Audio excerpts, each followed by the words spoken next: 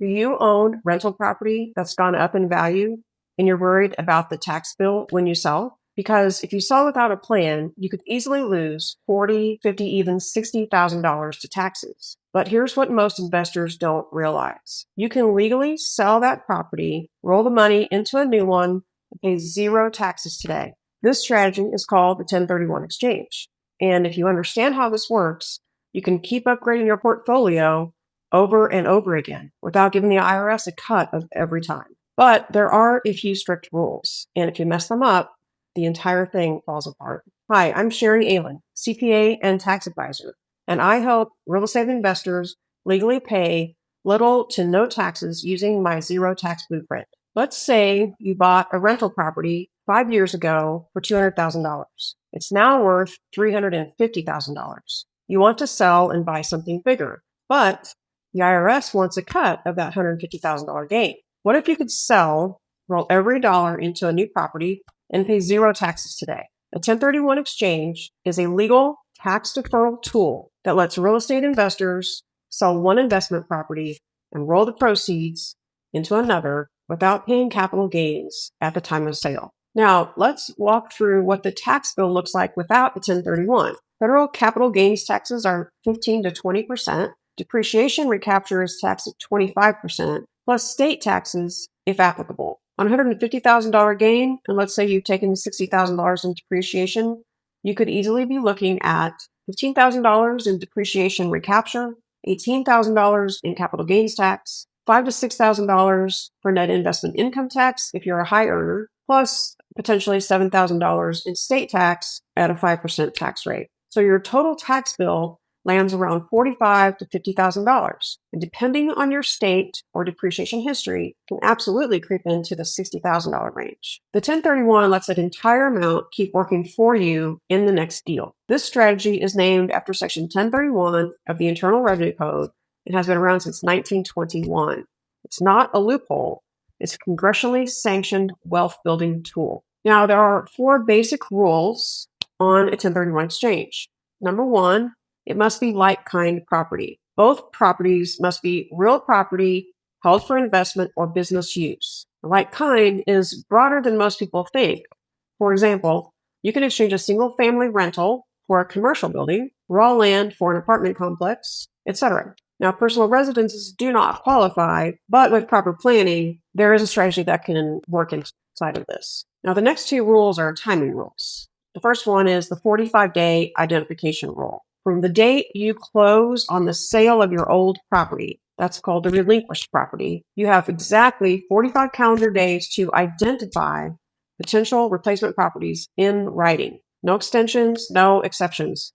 And this is where deals die. We'll talk about identification rules in a moment. The second timing rule is the 180-day closing rule. You must close on the replacement property within 180 calendar days of selling the relinquished property. Note that 180 days runs concurrently with the 45 days, not after it. So the total time period is 180 days. Now, the fourth rule we'll talk about is you must have a qualified intermediary.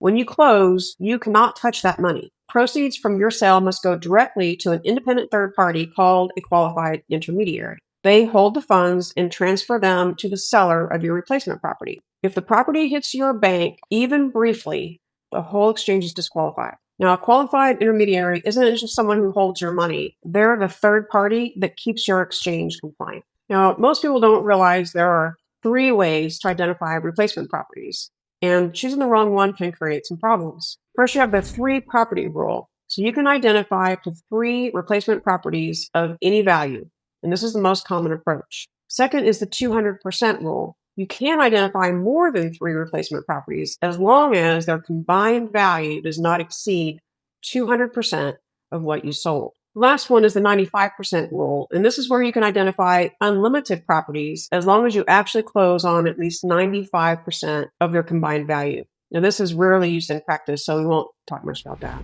Now, this is a very important piece to know. When you complete a 1031 exchange, your tax basis in the old property carries over into the new one. The gain doesn't disappear, it's just deferred. So using our example from the beginning of the video, you sold a property for $350,000.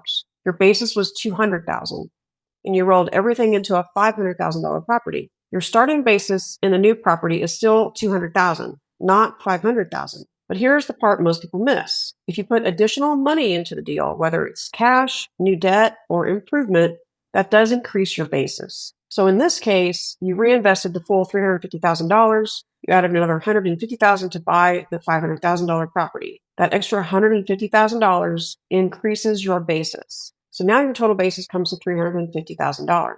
And the remaining $150,000 gain, you didn't eliminate it, you just kicked it down the road. Now, many investors do this repeatedly throughout their investing career and potentially eliminate the deferred gain entirely through a stepped-up basis at death. This is under current law, and this is referred to as the defer until you die strategy that sophisticated investors use all the time. Let's quickly address the top 3 misconceptions that come up in real estate investor communities. Number 1, I have to buy a property of equal or greater value. This is partially true. To defer 100% of the gain, you must reinvest all of the equity and replace the debt. If you take any cash out or buy down anything, that portion is called boot, and it is taxable. Second, I can exchange my primary residence. This is not true. It must be investment or business property. And then third, I have 45 days to close. No, you have 45 days to identify your replacement property. It's 180 days to close. This confusion is extremely common and extremely costly. To summarize, 1031 exchanges are one of the most powerful wealth building tools in real estate. The rules are specific but not complicated once you understand them. The 2 most critical things: hire a qualified intermediary before you close, and know your 45-day clock starts the moment you sell. I'm going to break this down further in a few follow-up videos because the rules, what qualifies, and the mistakes people make here are where most of the real money is won or lost. This is just one part of my zero tax blueprint. To see if you are a good candidate for implementing my zero tax blueprint, check out the link below to complete a quick survey and get your zero tax readiness profile. And don't forget to like and subscribe, and I'll see you on the next video.